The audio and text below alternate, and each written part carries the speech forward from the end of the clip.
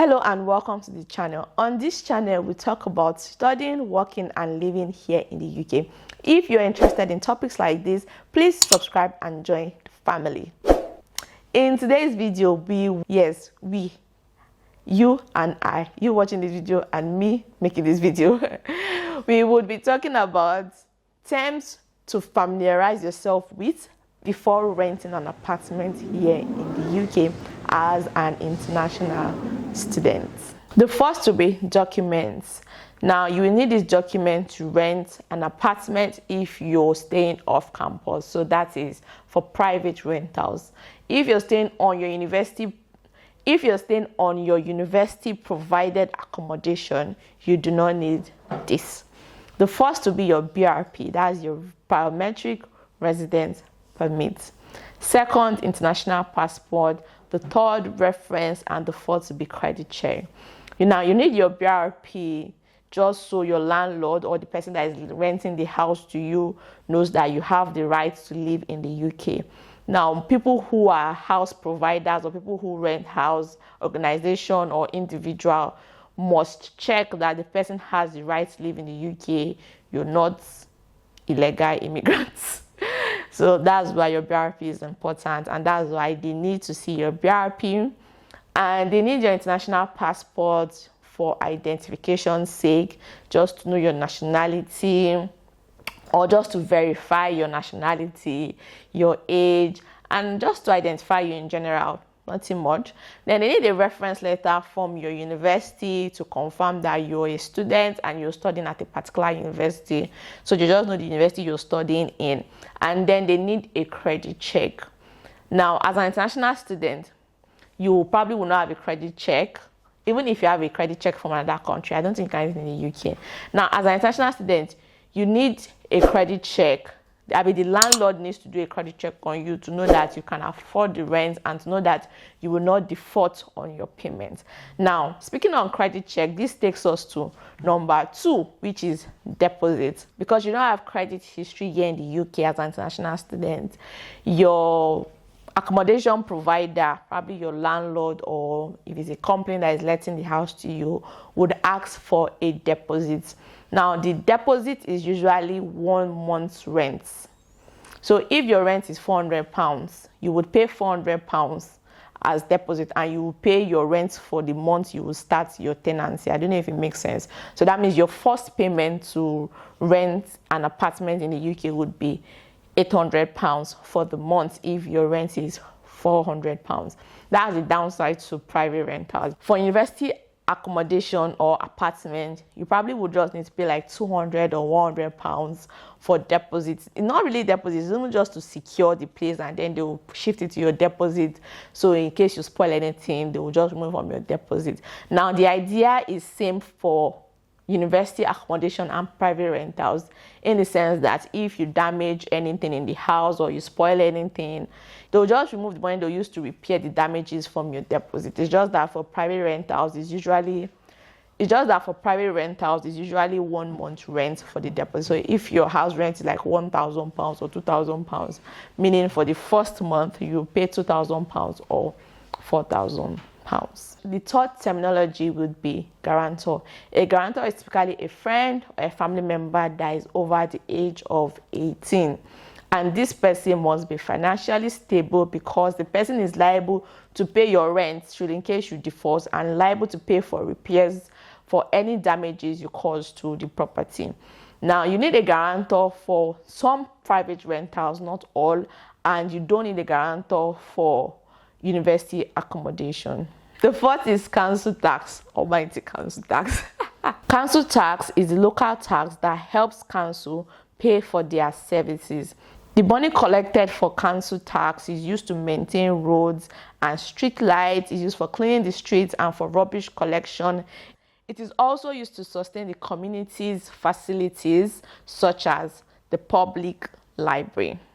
International students are not required to pay council tax during their course of study. However, once you finish studying, you would be required to pay council tax for the apartment you live in.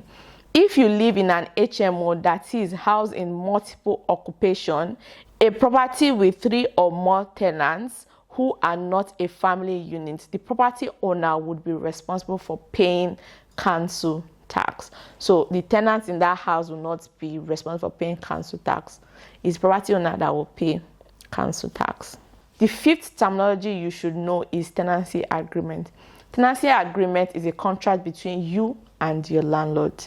To reduce the chances of disputes or issues later, it is wise to closely scrutinize your tenancy agreement before you sign it, to know your obligations and the rules and conditions you must adhere to. If you want to rent any apartment in the UK, I would suggest you inspect the apartment first before you sign any tenancy agreement. Now, for most private rentals here in the UK, you can end your contract whenever you want. All you need to do is to give your landlord notice before you move out, and then that's the end of your contract. However, for university accommodation, you cannot just opt and leave anytime you want. Your contract is fixed for either 42 weeks or for 51 weeks. So until after 51 weeks or 42 weeks before you can end your tenancy agreement with your university. The sixth terminology is all-inclusive bills. Now, all-inclusive bills simply means all bills are included in your rent.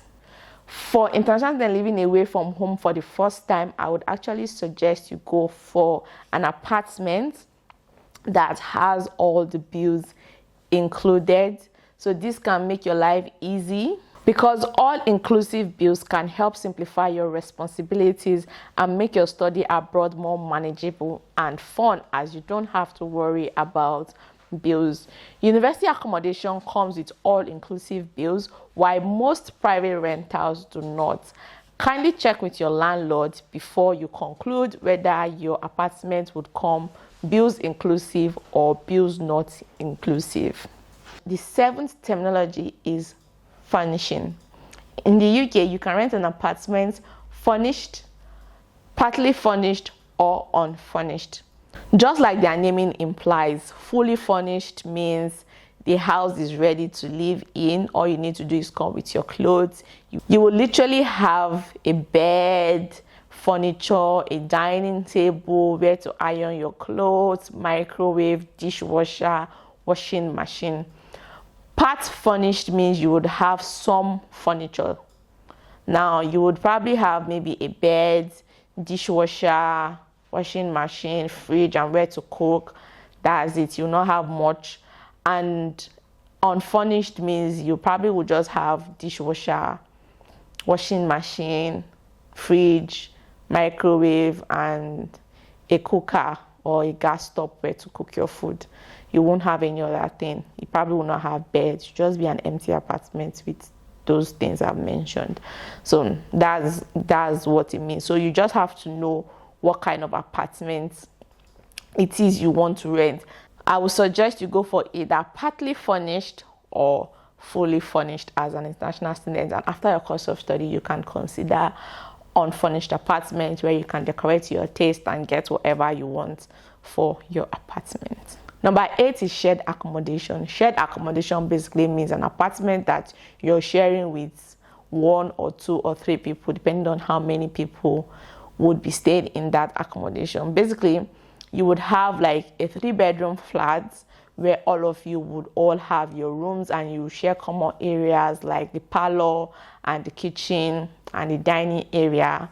Now, if your room is not en suite, you will probably have to share bathroom and toilet. But if your room is en suite, you will not have to share bathroom and toilet, as the bathroom and toilet would be inside your room, to be attached to your room. You get the gist. The 9th would be living landlords. Basically, living landlord just means you're living with the owner of the house. So it's more like shared accommodation, but the landlord lives in a shared accommodation with you. So it can be like a 2-bedroom flat or a 3-bedroom flat, and one of your housemates would be the landlord, the owner of the place. So that's basically what they call living landlord. So the owner of the property that lives with you, or lives with as many as your housemates are in a shared accommodation. Basically, that's what it is. The last but not the least is checkout. Checkout is done by the landlord when a tenant vacate the property. So basically, when you leave the apartment, the landlord will come and inspect the apartment to make sure you did not cause any damage to the property. And if you have, he would inspect it and take note of what damage was done. It will remove the money for repairs for the damage from your deposit before giving you your deposit back. So basically, before they give you your deposit back, they will do checkout. They'll just inspect the property to make sure you did not spoil anything in that property. Now, checkout is meant to be done if at the beginning of your tenancy you are given an inventory form. So if you're given an inventory form to fill how the state of the house was, you would probably be doing checkout when you're leaving the apartment. But if you're leaving the apartment and before you started your tenancy agreement, they didn't give you a checkout form, your landlord should not be doing anything called checkout. But I don't know, some people will do, some people will not do. Depends on your landlord. Nevertheless, to be on the safer side, whether you were given an inventory form at the beginning of your tenancy or you weren't given an inventory form, I would suggest you take note of the apartment, inspect the apartment very well before you start your tenancy, take note of any damages, report it to the landlord immediately. If the landlord refuses to make repairs, or maybe you think it's not that serious, take a picture of it, just have it in record or have it on record that this had happened in the apartment before I move in, so that by the time you're leaving the apartment, no landlord is reducing your deposit and giving you what is not meant to give you, or reducing what is not meant to reduce from your deposit, because your deposit money is very important and it can literally come very handy. With this, we've come to the end of today's video. Do not forget to share this video with someone you think finds it useful. Bye for now, and I'll see you in the next one.